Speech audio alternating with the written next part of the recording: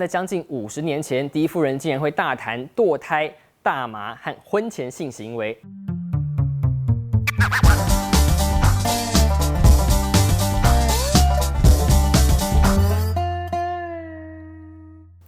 Hello， 大家好，欢迎收看《国际大风吹》，每个礼拜带你探讨一个有意思的国际话题。过去这个礼拜，南韩总统文在寅和北韩领导人金正恩在两国边界亲自会面，进行史上第3次两韩高峰会。北京大学的教授性侵传闻相关讨论在网络上被封杀，但中国网友却利用区块链技术保留证据，突破言论审查机制。另外，日本的在野党民进党跟另一个政党合并之后，改名为国民民主党，简称国民党。这个巧合让台湾网友是笑翻天。不过，今天要聊的是第一夫人。台湾从开放总统直选以来历经3位第一夫人，而美国到现在已经有45位了。其中被尊称国民奶奶的芭芭拉·布希，这个月中不幸过世。从这个绰号可以看出来，她在美国人心中的地位蛮崇高的。我们也趁这个机会呢，从历史上3位美国第一夫人的故事，来看看第一夫人有什么样的可能性。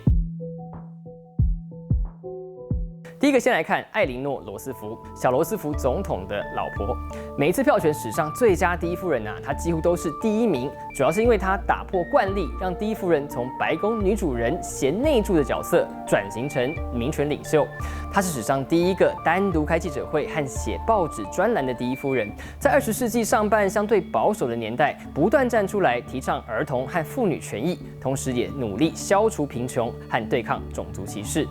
讲到这边不得不提，她在小罗斯福还没选上总统之前，就发现老公竟然跟自己的秘书有婚外情，但为了维护小罗斯福的政治生涯，最后决定不离婚，化伤痛为大爱，专心发展自己热爱的社会事业。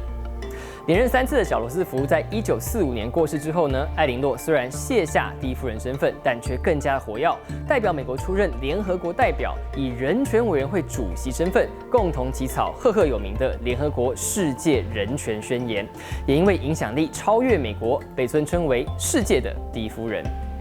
但第一夫人不一定是光鲜亮丽，你能想象在将近50年前，第一夫人竟然会大谈堕胎、大麻和婚前性行为，而且还赢得民众支持吗？这位非典型第一夫人就是贝蒂·福特。I do not believe that being First Lady should prevent me from expressing my idea.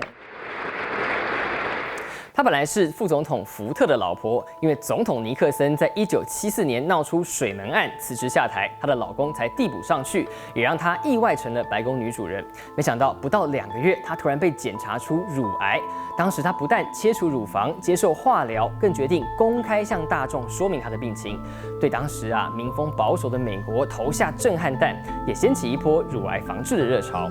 Suddenly, there was this awareness, and women felt.My heavens, if the First Lady could have breast cancer, perhaps any one of us could.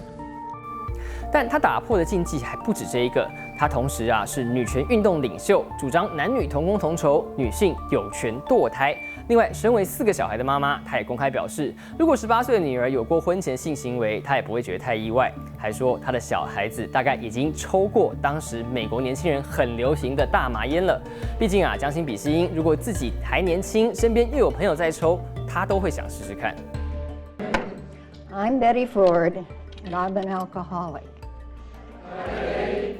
百无禁忌的贝蒂·福特卸下第一夫人身份之后呢，又再度震撼美国一次，因为她在1978年坦诚自己从进入白宫之前就长期对酒精和止痛药成瘾，但她很快接受治疗，找回健康，而且还进一步创办戒毒戒酒的辅导中心，让很多人找回人生。这样坦荡直率的第一夫人，在水门案爆发后乌烟瘴气的华府政坛当中显得格外珍贵，也深深的打动人心。最后要聊的是大家一定听过但却不一定了解的第一夫人希拉蕊。她在美国第一夫人中除了政治野心和实力最强，也最能代表所谓的现代女性，同时面对事业和家庭的各种挑战。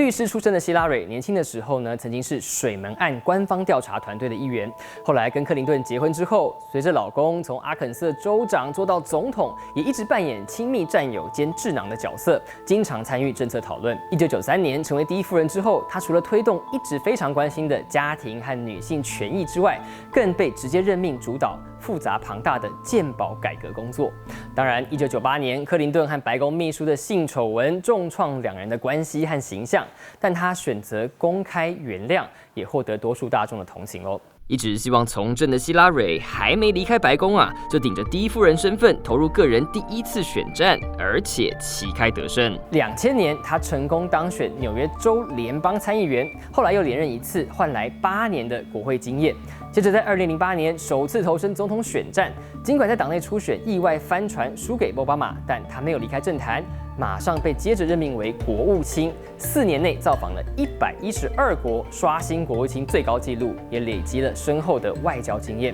到了2016年，她卷土重来，成为美国史上第一个获得主要政党提名的女总统候选人，但最终差了一步，输给现任总统川普。This is painful, and it will be for a long time.